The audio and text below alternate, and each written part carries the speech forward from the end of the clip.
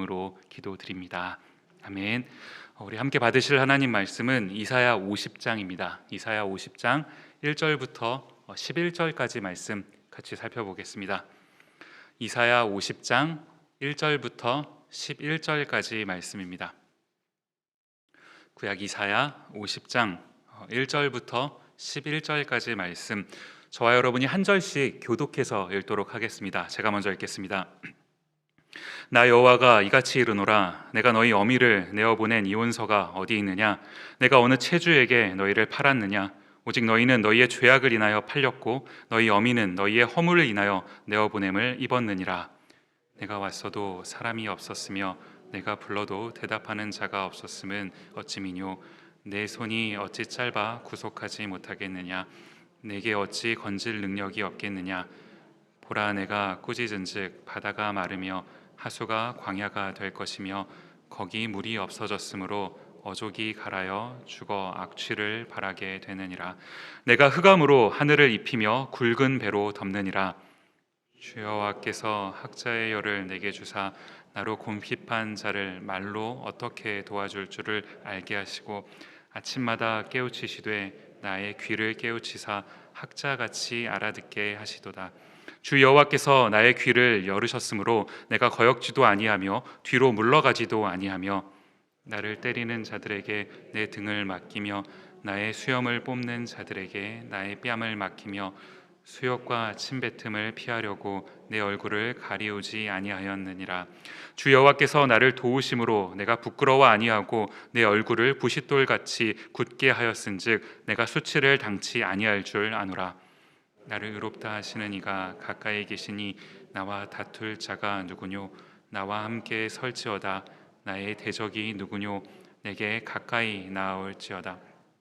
주 여호와께서 나를 도우시리니 나를 정죄할 자 누구뇨? 그들은 다 옷과 같이 헤어지며 좀에게 먹히리라. 너희 중에 여호와를 경외하며 그 종의 목소리를 청종하는 자가 누구뇨? 흑암 중에 행하여 빛이 없는 자라도 여호와의 이름을 의뢰하며 자기 하나님께 의지할지어다. 함께 읽겠습니다. 불을 피우고 횃불을 둘러띈 자여, 너희가 다 너희의 불꽃 가운데로 들어가며 너희의 피운 횃불 가운데로 들어갈지어다. 너희가 내 손에서 얻을 것이 이것이라. 너희가 슬픔 중에 누우리라. 아멘. 하나님의 말씀입니다. 수요예배 참석하신 모든 분들 환영하고 축복합니다. 오늘은 학자의 삶이라는 제목으로 하나님 말씀 같이 살펴보도록 하겠습니다. 이제 크리스마스가 한 주일 앞으로 다가왔는데요. 저희가 이제 이 크리스마스를 기다리면서 기억해야 하는 한 가지가 있다면 무엇이 있겠습니까? 크리스마스를 생각하면서 여러 가지들 저희가 떠올릴 수 있겠지만요. 오늘은 좀 이렇게 같이 오늘 생각해 봤으면 하는 것이 뭐냐 하니까 관계라는 이런 부분입니다. 예수님께서 왜 이 땅 가운데 오셔야만 했는지, 예수님께서 2000년 전에 이 땅 가운데 오셨던 그 일로 인해서 어떤 일들이 이제 발생하게 되었는지요. 저희가 이것을 관계라고 하는 측면에서 생각을 해본다면 어떤 대답을 저희가 할 수 있겠습니까? 하나님께서 처음 이제 이 땅을 창조하셨던 그 완벽했던 창조의 모습 그대로, 그 목적 그대로라고 한다면 예수님께서는요, 이 땅 가운데 오실 필요가 없습니다. 왜 그렇습니까? 오실 필요가 없는 건요, 이미 이 땅 가운데 계시기 때문인 거죠. 늘 우리가 그 창조된 완벽한 상태에서 주님과 늘 함께 했었을 것이니까 따로 오실 필요가 없는 것 아니겠습니까? 그러나 저희가 죄를 지음으로 인해서요, 하나님과의 인간 이 관계가 끊어지고 나니까 사실 더 끔찍한 일이 뭐냐 하니까요, 하나님과 우리 인간의 관계가 깨어졌음에도 불구하고 그 일이 얼마나 대단한 일인지도 저희가 가늠하지 못하고 살아가고 있는 것, 마치 하나님 없이도 내가 살 수 있을 것처럼 하고 살아가는 그 인간들의 모습이 얼마나 이 인간의 죄가 큰지를 저희가 이제 살펴볼 수 있는 그런 모습인 것 아니겠습니까? 그러나 하나님께서는 이제 이런 인간의 모습을, 인간들을요, 그냥 내어버려 두지 않으시고요, 이 관계라고 하는 것, 이 관계라는 말이 어떤 것을 이제 포함하고 있는 거겠습니까? 하나님과 저희 인간이라고 하는 이 관계가 그냥 어쩌다가 우연히 알게 된 그런 관계가 아니지 않습니까? 하나님께서 저희 인간은 특별하게도 손수 빚어주신, 유일하게 하나님의 형상대로 창조된 존재가 저희 인간 아닌가요? 저희 인간은 그 하나님의 어떤 특별하신 그 사랑이 담겨져 있는 존재인 것 아니겠습니까? 그러니까 하나님께서는 저희 인간과 이 특별하게 관계를 맺으셨던 이 인간과의 그 깨어진 관계를 다시금 회복시키기를 원하시는 거예요. 그런데 이제 이 하나님과 저 인간이 어떤 이 관계가 끊어진 이유가 저 인간이 지었던 그 죄 때문인 건데요. 분명한 그 인간이 지었던 죄가 있는 건데, 이제 그 지었던 그 죄를 이제는 그냥 없다고 하자라고 하면서 그냥 없었던 걸로 치고 그 관계를 회복시키실 수는 없는 거거든요. 그 하나님의 그 여러 가지 이제 속성이 있지만, 하나님 가지시는 속성 가운데 이 공의라고 하는 속성을 저희가 생각을 해본다면, 공의로우신 하나님께서는요, 공의롭지 않은 일을 그냥 그렇게 하실 수는 없는 것 아니겠습니까? 그래서 저희가 잘 알고 있는 것처럼요, 하나님께서 선택하셨던 그 방법 무엇인가요? 인간의 죄에 대한 그 값을 충분히 치를 수 있는 유일한 방법 무엇입니까? 인간이 지었던 그 죄에 대한 값을 치르셔야 했기 때문에 인간이어야 하는 거고요. 또한 그 인간의 모든 인간의 그 값을, 죄에 대한 값을 치를 수 있으려면 인간 이상의 존재, 즉 하나님이셔야 되는 것 아니겠습니까? 그 두 가지를 동시에 만족시킬 수 있는 유일한 방법 무엇인가요? 예수님을 이 땅 가운데 보내주시는 거예요. 그날 예수님이 이 땅 가운데 오셨던 그날을 기억하고 기념하는 날이 저희가 이제 다음 주에 함께 예배하게 될 그 크리스마스라는 날입니다. 이 크리스마스라는 날은 하나님과 이제 우리 인간과의 그 관계를 저희가 묵상해 보아야 되는 그런 날이거든요. 완전히 깨어졌던 이 하나님과 인간과의 관계가 예수님을 통해서 다시금 회복되는 그 놀라운 의미가 담겨져 있는 날이 이 크리스마스라는 날인 것 아니겠습니까? 무서운 게 뭐냐 하니까 저희가 이제 이 크리스마스, 성탄절이라고 하는 날이 사실 성경에 보면 이와 같이 놀라운 의미를 담고 있는 이제 그런 날인 건데, 점차 이 성탄절, 크리스마스의 의미가 어떻게 변해갑니까? 며칠 전에요, 제가 이제 아내랑 같이 그 마트에 좀 다녀올 일이 있었습니다. 가서 이제 크리스마스가 다가오고 하니까 아이들 학교 선생님들한테 카드도 좀 쓰고 할 겸 크리스마스 카드를 사려고요, 이제 마트에 잠시 들렀는데, 제가 이제 어렸을 때 한국에서 크리스마스 시즌이 되면은 이제 카드를 사러 가면요, 거기 가면 온통 다 메리 크리스마스 이걸로 막 도배가 돼 있는 그런 걸 저희가 이제 흔히 보지 않았습니까? 그런데 지금은 어떻습니까? 유심히 한번 보시겠어요? 한번 마트에 가셔서요, 메리 크리스마스라고 써 있는 그 문구를 찾는 일이 어려워졌습니다. 생각보다 어려워졌어요. 크리스마스라고 하는 그 이름보다 어느 순간 보니까 해피 할러데이라는 이름이 조금 더 많이 사용이 됩니다. 이 할리데이, 이게 무슨 HOLY 데이에서 홀리데이라고 혹시 저희가 이름 한다면 그나마 좀 어떻게 좀 이해할 수 있겠지만, 그게 아니지 않습니까? 해피 할러데이, 연말에 그냥 쉬는 날, 행복한 연휴, 행복하자고 뭔가 막 궁시렁궁시렁 하고 있는데 도대체 뭐가 행복인지, 어떻게 하는 것이 행복인지도 모른 채 그냥 행복하자고만 외치고 있는, 그래서 어쩌면 행복하자고 외치고는 있는데 진짜 행복이 무엇인지는 깨닫지 못하고 오히려 행복을 경험하지 못하고 지나가는 날, 어쩌면 세상에서 크리스마스, 성탄절이 이와 같은 날이 된 것은 아닌가요? 왜 그렇습니까? 진짜 행복이라고 하는 것은요, 하나님과 우리와의 이 깨어졌던 관계가 회복될 때 주님 안에서만 저희가 진정한 행복을 누릴 수 있는 건데, 사탄의 전략이 무엇입니까? 그것만 빼고 다 하라는 것 아닙니까? 크리스마스 한번 보십시오. 행복할 것처럼 보이는 맛있는 음식, 선물, 산타크로스, 모든 게 다 있습니다. Everything but Christ. 모든 게 다 있어요. 예수님만 빼고. 저희가요, 이 연말에 어떤 사실 이제 코로나 기간이다가 보니까 예전만큼 시끄럽지만은 않은 것 같습니다만은, 저희가 어떤 세상의 이런 분주함을 잠시 좀 내려놓고요, 하나님과의 관계를 한번 묵상해보는 시간을 가졌으면 좋겠습니다. 괜히 좀 분주하고 괜히 좀 들뜨고 그런 연말이 아니라요, 진짜 기쁜 성탄이 되어야 되는 것 아니겠습니까? 그런가 하면 또 한 가지 좀 생각해 봤으면 하는 측면이 뭐냐 하니까요. 크리스마스의 어떤 그 진정한 의미를 알지 못한 채 자기 나름의 그런 행복을 추구하고 있는 세상 사람들의 그와 같은 모습도 문제이지만, 크리스마스의 의미를 분명히 알고 있음에도 불구하고 그 놀라운 그 은혜를 누리지 못하는 저희의 모습이 있다면 그것 또한 엄청나게 큰 문제인 것 아니겠습니까? 오늘 함께 살펴보려고 하는 이 이사야 50장의 앞부분 모습이 마치 이와 같은 이제 모습이더라라는 겁니다. 오늘 본문 이사야 50장 1절 말씀을 함께 보시면요. 나 여호와가 이같이 이르노라. 내가 너희 어미를 내어 보낸 이혼서가 어디 있느냐? 내가 어느 체주에게 너희를 팔았느냐? 오직 너희는 너희의 죄악을 인하여 팔렸고 너희 어미는 너희의 허물을 인하여 내어 보냄을 입었느니라. 무슨 말입니까? 지금 이 이스라엘 백성들이 이제 나라를 잃어버리고요, 마치 팔려간 것 같은 상황에 이제 놓이게 되는 것 아니겠습니까? 지금 이와 같이 된 이 일에 책임이 누구에게 있다고 말씀하시는 건가요? 지금 1절을 통해서 하나님께서 하시는 그 말씀이 뭡니까? 내가 너희를 그렇게 팔아 넘겼느냐? 라고 주님 질문하시는 것 아닌가요? 이스라엘을 향한 하나님의 마음이 어떠했습니까?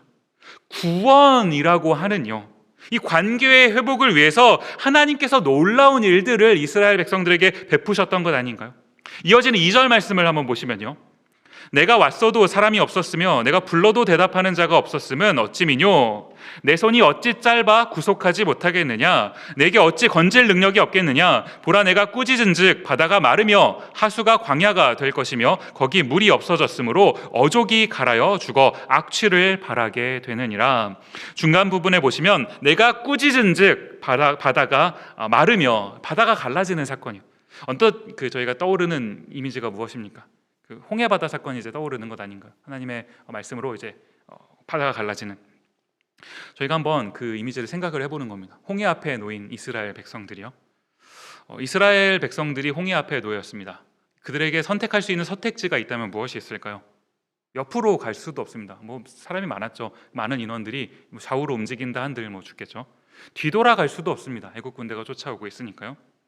유일하게 이스라엘 백성들이 선택할 수 있는 선택지는, 사실은 이스라엘 백성에게는 선택지가 없죠. 어디도 갈 수가 없는 사면초가의 상황인데, 유일하게 이스라엘 백성들이 선택된 옵션이 무엇입니까?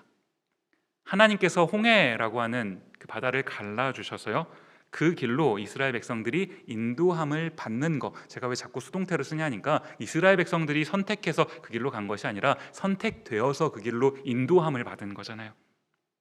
이스라엘 백성들이 지금 이와 같은 일을 경험했다면 놀라운 구원인 것 아니겠습니까? 그런가 하면 이 이스라엘 백성들의 어떤 스토리를 저희가 쭉 살펴본다면, 홍해를 건넌 사건만이 이 이스라엘 백성들이 경험했던 유일한 그 은혜였습니까? 저희에게 성경을 보면요, 시마다 때마다 하나님께서 세밀하게 이 이스라엘 백성들을 보호하셨던 것 저희가 보게 되는 것 아닙니까? 제가 이제 성경을 읽을 때마다 종종 이제 이 부분 보면서 굉장히 많이 은혜를 받는 그런 구절인데요. 뭐냐니까 신명기 8장 4절 말씀입니다. 한번 보시면요. 이 40년 동안에 내 의복이 헤어지지 아니하였고 내 발이 부르지 아니하였느니라. 부르트지 않았다라는 말이죠. 뭔가 그 꼭 홍해 같은 거, 이런 대단한 것을 갈라주셔야지만 그래야만 하나님께서 우리에게 은혜를 주시는 건가요? 정신 차리고 보니까 내가 지나온 그 세월 동안에 의복이 헤어지지 않았고요, 발이 부르트지 않았다라는 겁니다. 그냥 그 은혜를 주실 때는, 그 은혜를 받아 누릴 때는 은혜인 줄도 몰랐어요. 그냥 주어진 은혜인지도 모르고 당연히 그냥 주어진 것 마냥 그렇게 살았는데, 돌이켜 보니까 뭐라는 겁니까? 저희가 이걸 가지고 특별히 기도하거나 구하지 않았음에도 불구하고 하나님께서 그 세밀한 것, 내가 신고 있었던 샌들 그 발까지도 하나님 보셨다라는 것 아닌가요? 그와 같은 세밀한 사랑으로 저희를 인도해 주신 것, 그게 하나님의 은혜인 것 아니겠습니까? 사실 지금 이스라엘 백성들의 이와 같은 어떤 모습이 이스라엘 백성들의 모습만이 아니라요, 저희 인생의 모습인 것 아닌가요? 저희를 선택해 주셔서 하나님의 딸, 하나님의 아들 삼아주신 이 구원의 은혜도 엄청난 은혜이지만, 하나님께서 구원해 주시기만 한 게 아니라요, 오늘 여기까지 오면서요, 저희가 다 기억하지도 못하고 다 눈치채지도 못하고 이미 저희 기억 속에는 잊혀져 버린 일들일 수도 있겠지만, 가장 세밀한 그 순간까지도 하나님께서 신경 써주셔서 저희가 여기까지 올 수 있도록 하나님 인도해 주신 것 아닙니까? 그런데 저희가 이런 하나님의 그 세밀하신 은혜, 그 인도하심 앞에서 어떠한 삶을 살고 있는 겁니까? 오늘 본문 2절 앞부분에 보시면 내가 불러도 대답하는 자가 없다라고 주님 말씀을 하셨는데요, 하나님께서 부르시는데 대답하지 않을 뿐만 아니라요, 어떻습니까?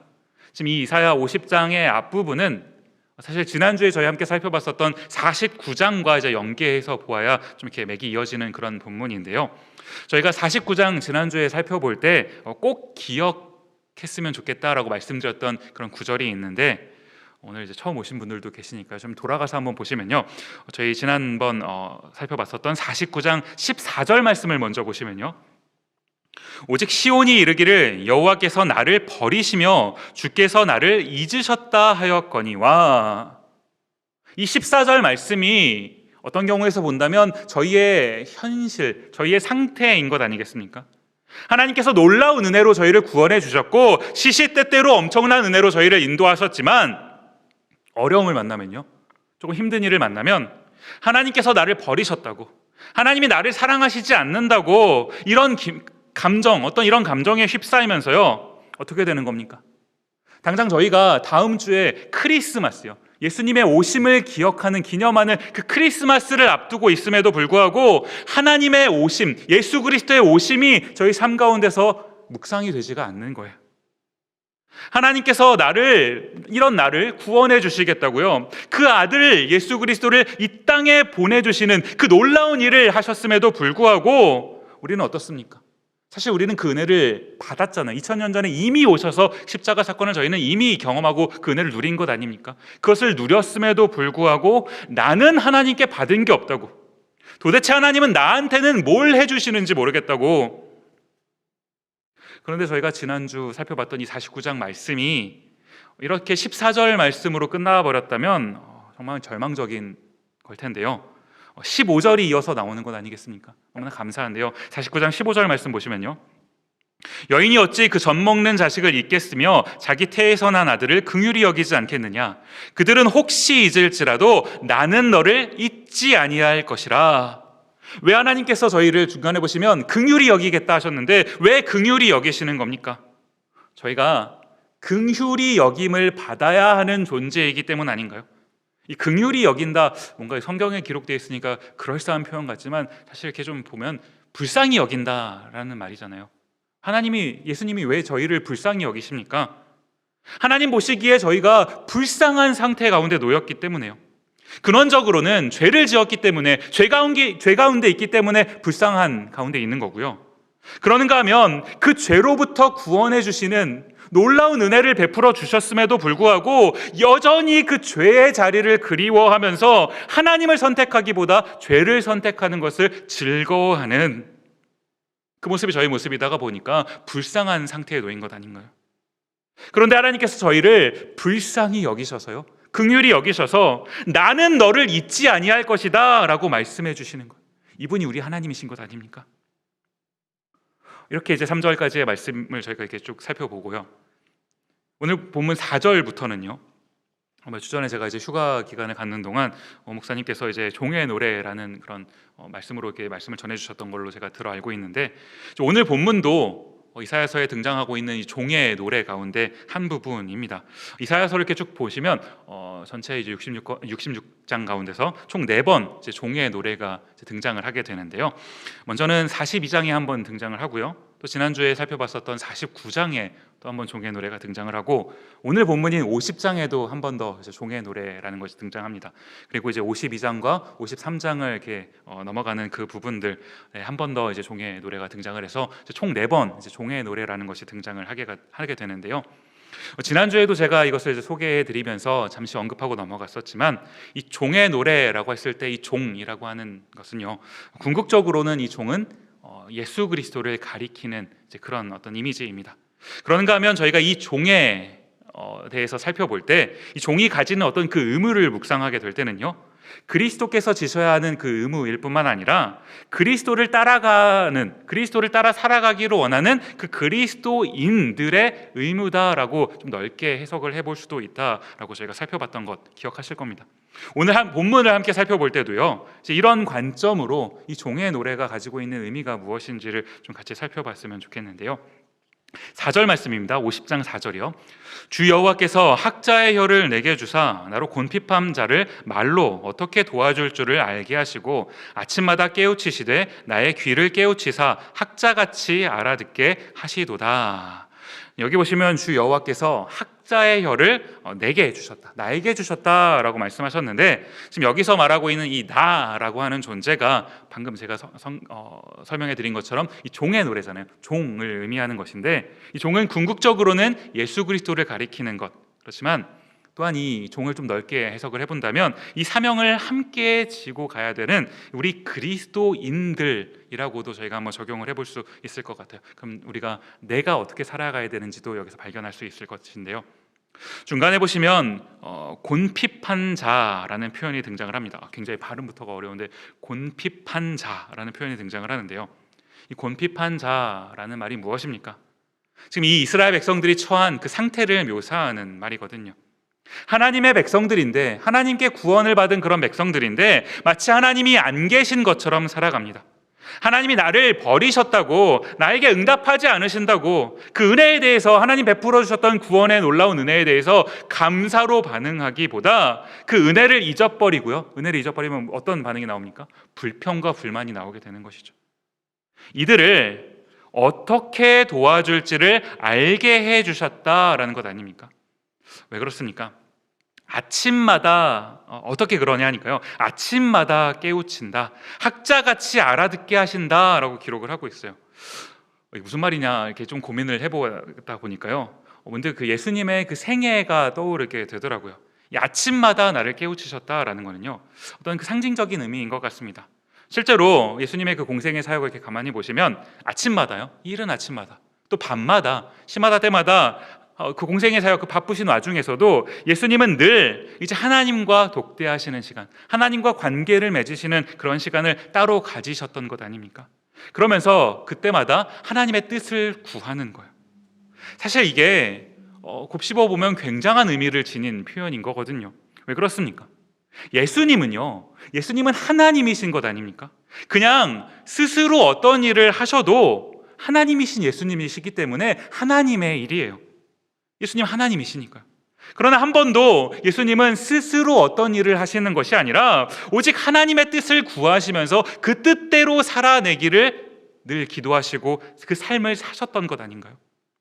저희가 이걸 이렇게 가만히 보면서요, 그리스도의 삶이 이와 같았다면 그리스도인의 삶은 어떠해야 되는 거겠습니까? 배우게 되는 것 아닙니까? 오늘 본문 이사야가 이제 이걸 이렇게 기록하면서 학자라는 이 표현을 사용을 했는데요. 저희가 이제 학자라고 한다면 언뜻 그게 버뜩 드는 생각이 그 뭐 학교에서 이제 가르치시는 어떤 그 연구하시는 그 박사님들, 뭐 교수님들을 이제 떠올리기가 쉬운데, 그러니까 이제 오늘 본문을 이렇게 해석을 하면서 학자, 어떻게 하면 하나님의 뜻을 좀 더 깊이 알 수 있을까, 바르게 알 수 있을까, 더 연구하고 막 더 공부하고 찾아보는, 이것을 이제 학자의 일이다라고 적용을 해본다고 한다면요, 뭐 그것도 어느 정도 일리가 있는 그런 해석이 될 수 있을 것 같습니다. 그런데 오늘 본문에 이제 기록하고 있는 이 학자라는 말을 혹시 성경책을 가지신 분들 중에서요, 조금 이게 좋은 성경책을 가지신 분들은 학자라는 말 위에 이렇게 번호가 써져 있어요. 이렇게 풋노트가 이렇게 되어 있는데, 각주 이렇게 보시면 각주를 따라 쭉 내려가시면 뭐라고 이제 번역이 되어 있습니까?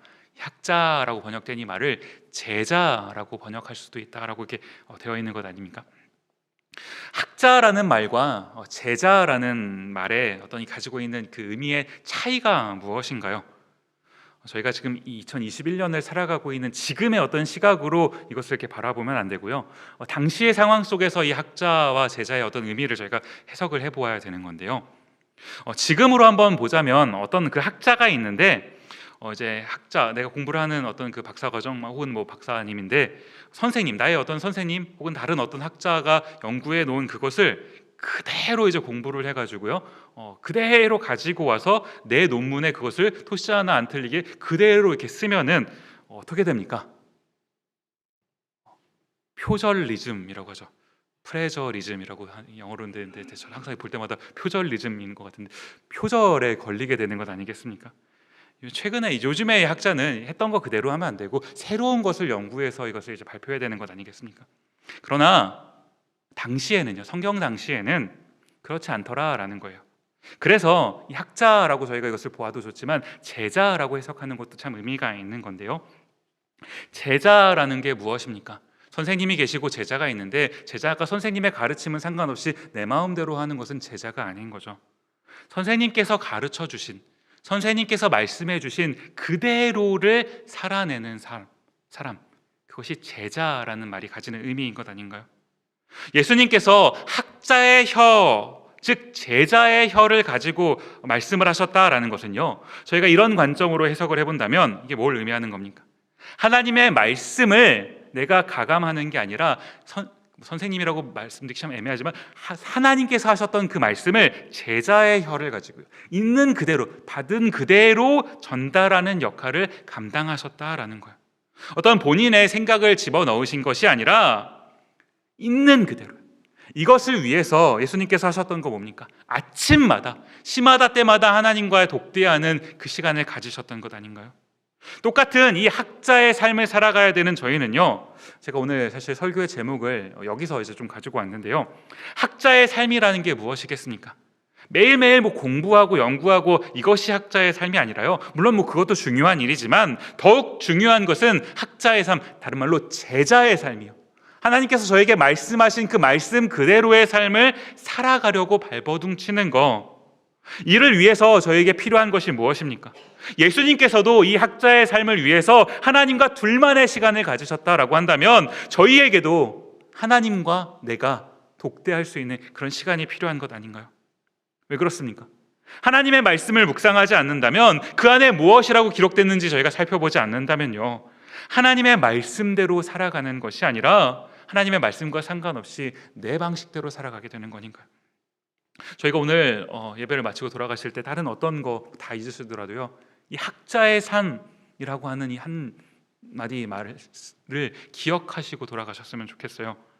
말씀해 주신 대로, 그 말씀대로 살아가는 삶이요. 그 삶이 어떤 삶입니까? 말씀해 주신 대로 살아가는, 예수님 살아가셨던 그 삶이 어떤 삶입니까? 아까 읽은 4절 말씀에 보시면요, 나로 곤핍한 자를 어떻게 도와줄 줄을 알게 하시고, 이게 하나님께서 저에게 원하시는 그 삶의 모습이다라는 거예요.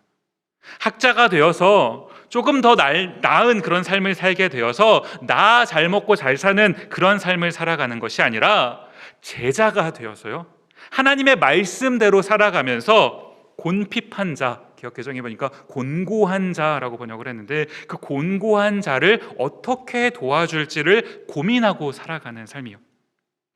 말씀을 묵상하고 있는데 사실 기록하기는 굉장히 쉬웠지만 이 삶이 정말 쉽지 않다라는 생각을 하게 됩니다. 성경에 써 있기 때문에 이렇게 살아가야 된다라는 것을 저희가 아는데 잘 안 돼요. 곤핍한 자, 곤고한 자를 돕기는커녕, 내가 그런 사람을 도와줄 그런 넉넉함이 있기는커녕 내가 이미 곤핍한 것 아닙니까? 내 삶이 곤고해요. 내가 좀 도움을 받았으면 좋겠는 것 아닌가요? 그래서 이 종의 노래가 궁극적으로는 예수님을 또한 가리키는 것이죠. 5절을 보시면요, 오늘 50장 5절 말씀입니다.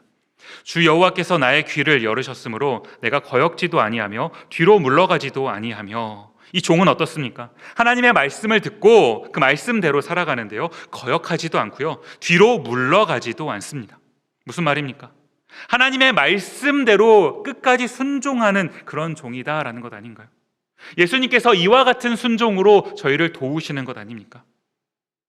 6절을 이어서 한번 보시면요, 나를 때리는 자들에게 내 등을 맡기며 나의 수염을 뽑는 자들에게 나의 뺨을 맡기며 수욕과 침뱉음을 피하려고 내 얼굴을 가리우지 아니하였느니라. 예수님께서 이 땅에 오셔서 당하셔야 할 그 수치들을 지금 예고하고 있는 그런 장면들인데요, 이럴 이유가 사실 없으신데 하나님이신 예수님께서 그 지으신 인간들에게 이와 같은 수치를 당하시는 것, 왜 그렇습니까? 이게 하나님의 말씀에 대한 순종이라는 것 아닌가요? 우리를 구원하시기 위해서는 이와 같은 일을 겪으셔야만 했기 때문이에요. 대단한 고백이 뭐냐 하니까요, 이와 같은 삶을 사셨던 그 종의 대단한 고백이 뭐냐 하니까 이어지는 7절 말씀입니다.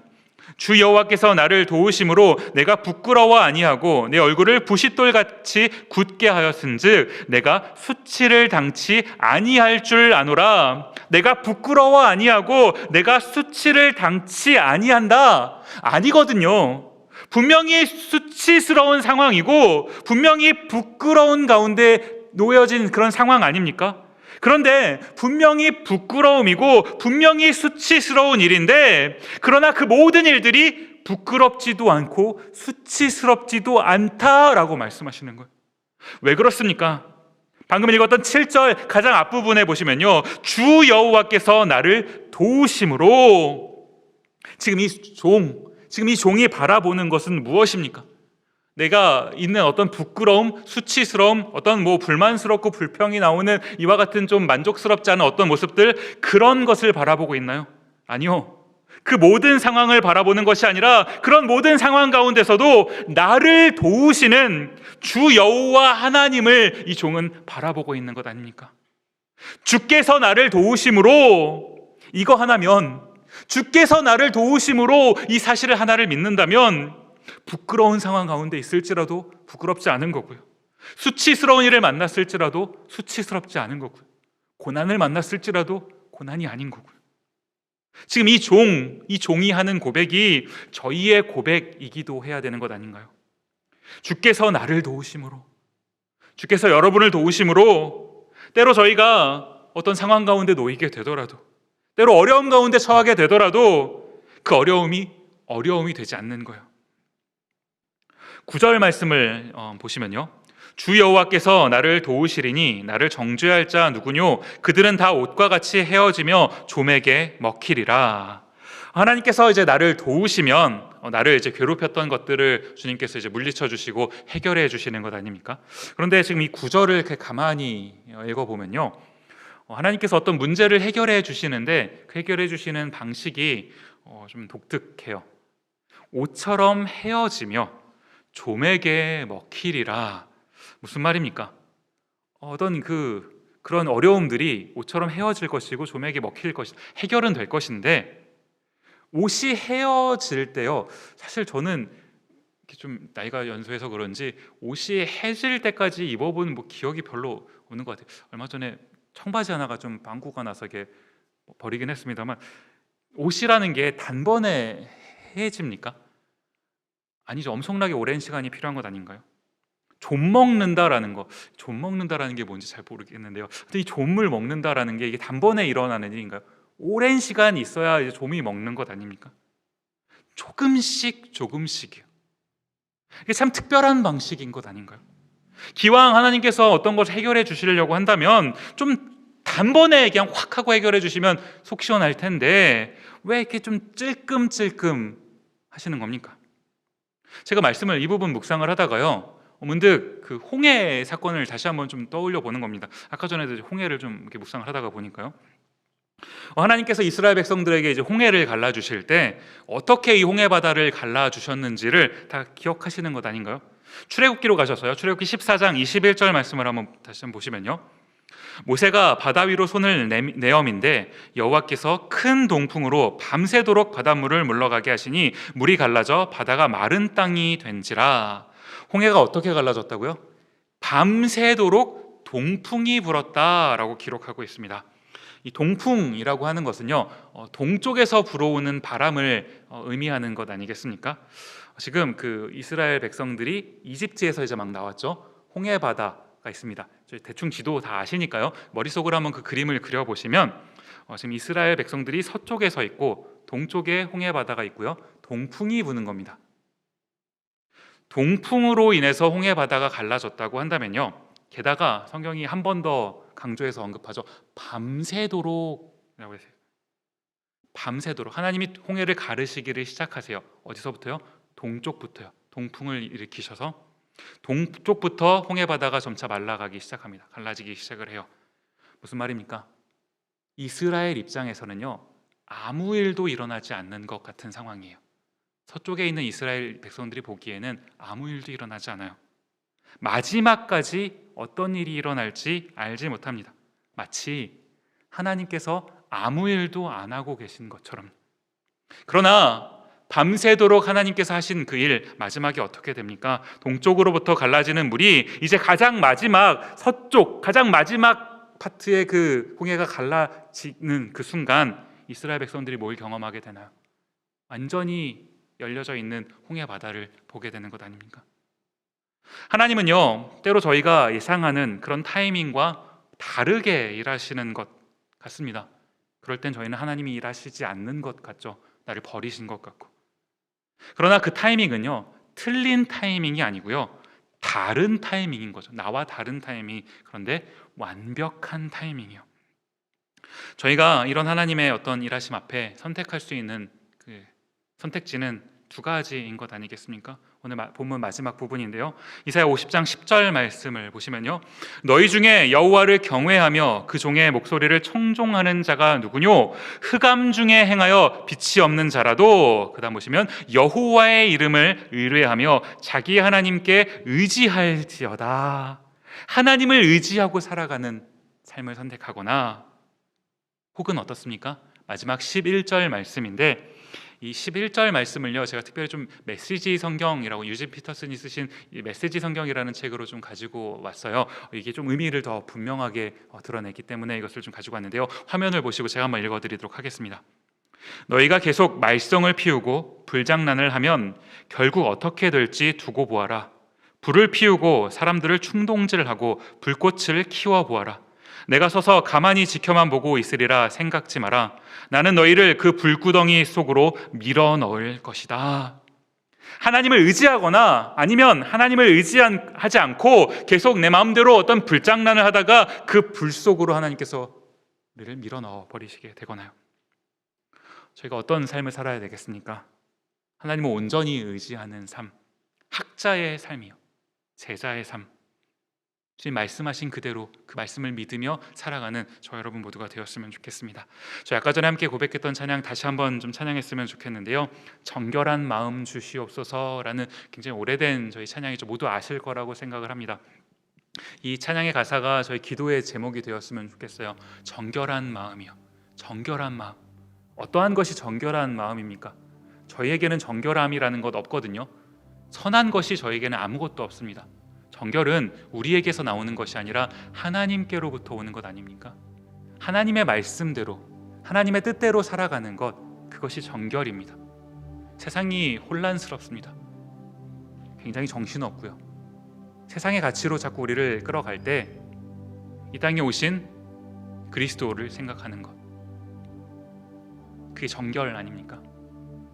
저희가 함께 찬양할 때 주님, 정결한 마음을 나에게 주옵소서, 정결한 마음을 주옵소서 고백하시면서 한번 찬양하도록 하겠습니다.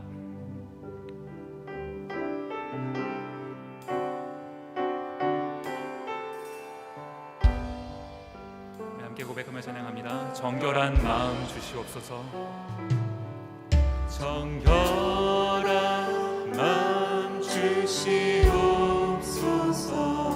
오 주님, 오 주님, 정직한 영을 새롭게 하소서, 정직한 영을 새롭게 하소서. 우리 마음을 담아 한 번 더 고백하며 찬양합니다. 정결한 마음 주시옵소서, 정결한 마음 주시옵소서. 오 주님, 오 주님, 정직한 영을 새롭게 하소서, 정직한 영을 새롭게 하소서. 주님, 나를 주님 앞에서 멀리하지 마시고, 나를 주님 앞에서 멀리하지 마시고 주의 성령을 거두지 마옵소서, 성령을 거두지 마옵소서.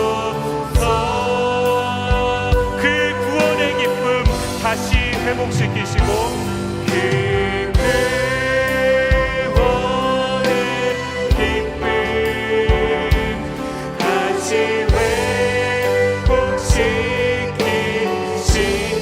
변치 않는 마음 내 안에 주소서. 변치 않는 마음 내 안에 주소서. 우리 처음부터 한 번 더 고백하며 찬양합니다. 정결한 마음 주시옵소서. 정결한 마음 주시옵소서. 오 주님, 오 주님. 정직한 영을 새롭게 하소서.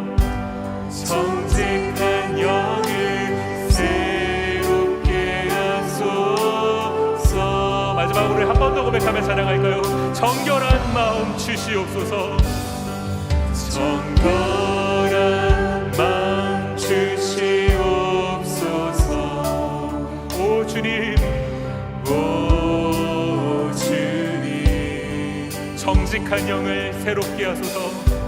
정직한 영을 새롭게 하소서. 나를 주님 앞에서, 나를 주님 앞에서 멀리 하지 마시고, 멀리 하지 마신 주의 성령을 거두지 마옵소서. 성령을 거두지 마옵소서. 그 구원의 기쁨,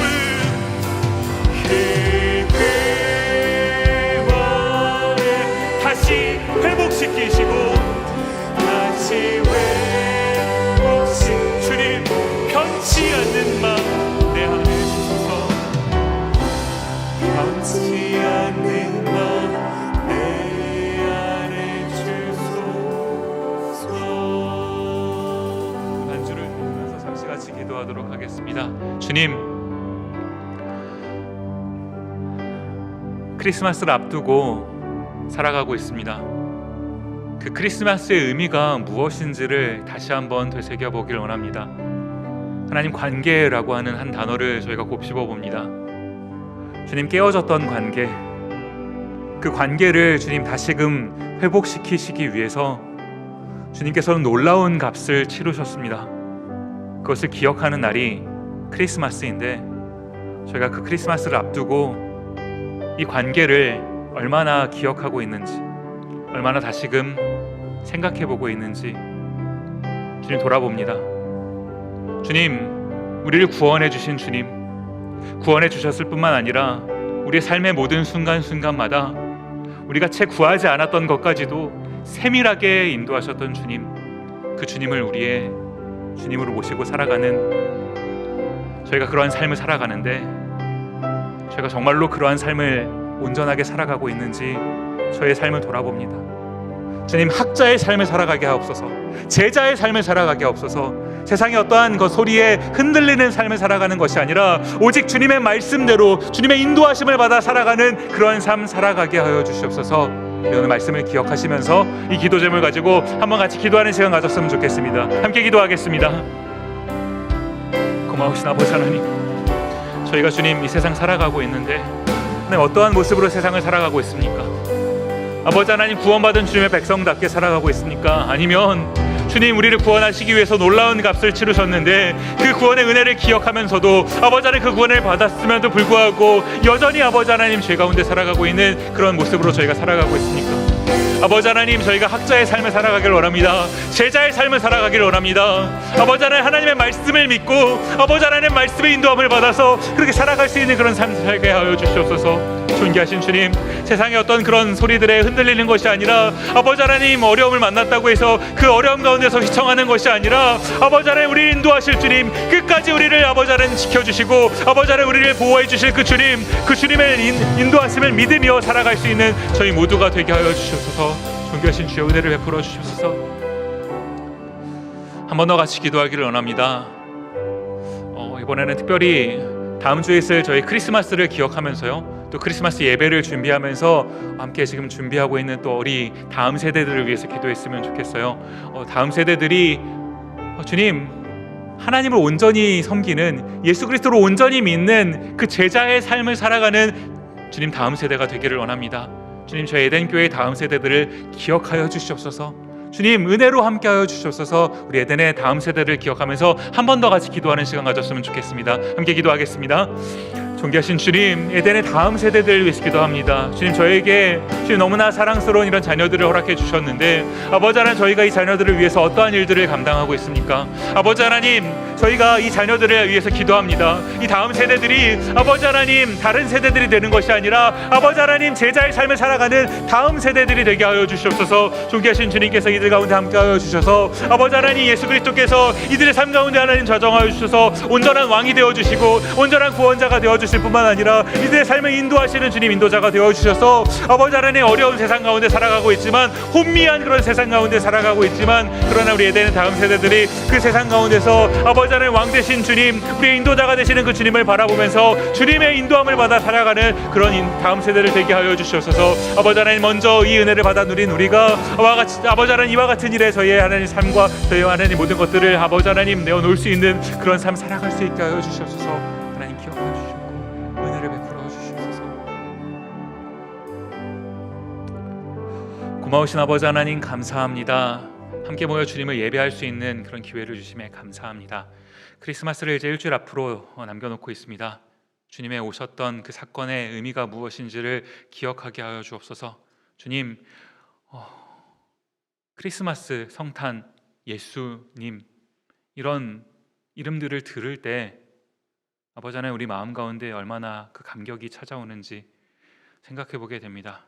너무 자연스럽게 지겹도록 들었던 말이라 그저 아무 감흥 없이 그냥 스쳐 지나가는 그런 하나의 절기처럼 생각하고 있지는 않은지, 아버지 하나님, 그리스도께서 오셨던 그 사건이 얼마나 큰 의미인지를 기억하게 해주시고, 하나님, 그 예수 그리스도의 그 놀라우신 사건을 저희가 고백하며 살아갈 수 있는 모두가 되게 없어서, 그런가 하면 그 구원받은 저희가 구원받았을 뿐만 아니라 구원받은 백성답게 살아갈 수 있게 하시고, 하나님, 제자의 삶, 학자의 삶을 살아갈 수 있는 저희 모두 되게 없어서 저희를 인도하여 주시옵소서. 감사드리옵고 예수 그리스도의 이름으로 기도드립니다. 아멘. 같이 주기도문 하겠습니다. 하늘에 계신 우리 아버지여, 이름이 거룩히 여김을 받으시오며 나라의 임하옵시며 뜻이 하늘에서 이룬 것 같이 땅에서도 이루어지이다.